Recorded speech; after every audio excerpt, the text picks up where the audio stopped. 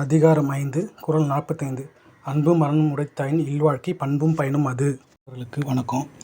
மேற்கு கடற்கரையில் அமைந்துள்ள ஒரு அற்புதமான சிவன் கோயிலை பற்றி தான் இந்த பதிவில் நாம் பார்க்க போகிறோம். இந்த கோயிலானது கேரள மாநிலம் திருவனந்தபுரத்துலேருந்து 25 கிலோமீட்டர் தொலைவில், விழிஞ்சம் துறைமுகத்தில் 2 கிலோமீட்டர் தொலைவிலும், கோவளம் கடற்கரையில் சிறிய மலை குன்றின் மீது அமைந்துள்ளது. காரில் இந்த கோயில் என்ட்ரன்ஸ் வரைக்கும் ஆக்சஸ் பண்ண முடியும். தென்னிந்திய கட்டடக்கலையில் அழகிய இந்த கோயில் கோபுரம் அமைஞ்சிருக்கு. கோயில் கோபுரத்துள்ள நுழைஞ்ச உடனே சிவன், பார்வதி, விநாயகர், ஐயப்பனுக்குன்னு தனித்தனி சன்னதி அமைந்திருக்கு. கோயிலுக்கு வலதுபுறத்தில் ஒரு சின்ன குன்றின் மீதில் கங்காதீஸ்வர சிலை அமைந்திருக்குது. அரபிக்கடல் ஒட்டிய சிறிய மலைக்குன்றின் மீதில் அழகிய பிரம்மாண்ட இந்த கங்காதீஸ்வர சிலை பார்க்கறவங்கள மிகவும் கவர்ற வண்ணத்தில் அமைந்துள்ளது. இந்த கோயில் மிக பழமையானது, மகாபாரத காலத்தோடு தொடர்புடையது. பஞ்ச பாண்டவர்கள் அவர்கள் வனவாச காலம் வரும்போது செய்யும்போது இந்த சிவனை வழிபட்டதாக நம்பப்படுது.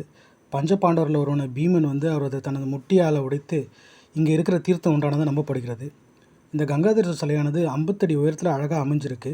கங்காதீஸ்வர சிலை அமைந்துள்ள மலைக்குன்றுக்கு கீழே 3 குகைகள் இருக்குது.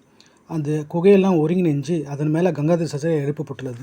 இந்த கங்காதீஸ்வர சிலையானது வழக்கம் போல் இருக்கிற எல்லா சிவன் சிலை போல் இல்லாமல், இந்த கங்காதீஸ்வர சிலை ஒரு காலை மடக்கி சிவபெருமான் தரையில் ஊன்றியும், மற்றொரு காலை சம்மணம் போட்ட நிலையிலும், இடது கையில் பிரம்மாண்ட திருசூலமும், ஜடாமுடியில் கங்காதேவி வெளிப்படுகின்ற அற்புதமான வடிவில் சிலை அமைந்துள்ளது. இவ்வளோ அழகான கங்காதீஸ்வர சிலையானது கேரள மாநிலத்தை சேர்ந்த சிற்பி PS தேவனால் வடிவமைக்கப்பட்டது. இச்சிலை செய்கிற பணியானது 2014ஆம் ஆண்டு தொடங்கி 2020ஆம் ஆண்டு முடிவடைந்தது. கங்காதீஸ்வர சிலை கீழே 3 குகை இருக்குது.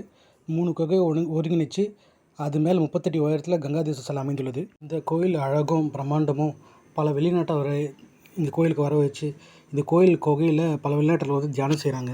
கங்காதீஸ்வரர் கோயில் கீழே அமைந்துள்ள அந்த குகைக்கு செல்ல ரூபாய் 100 கட்டணமாக வசூலிக்கப்படுகிறது. இவ்வளவு சிறப்பு வாய்ந்த ஆழிமலை சிவன் கோயிலானது கேரள மாநிலம் விழிஞ்சம் துறைமுகத்து அருகில் அரபிக்கடலோரத்தில் அழகுடன் அமைந்துள்ளது. இந்த ஆழிமலை சிவன் கோயிலானது திருவிதாங்கூர் பகுதியை ஆண்ட வேணாத் மன்னர்களால் 16ஆம் நூற்றாண்டில் கட்டப்பட்டதாக நம்பப்படுது. இக்கோயிலானது கடலுக்கும் மலைக்கும் நடுவில் அமைந்துள்ளதால் ஆழிமலை என்று அழைக்கப்படுகிறது. புளியங்குடி ஸ்ரீ மகாதேவ கோயில் என்பது ஆழிமலை கோயிலோட பழமையான பேர்.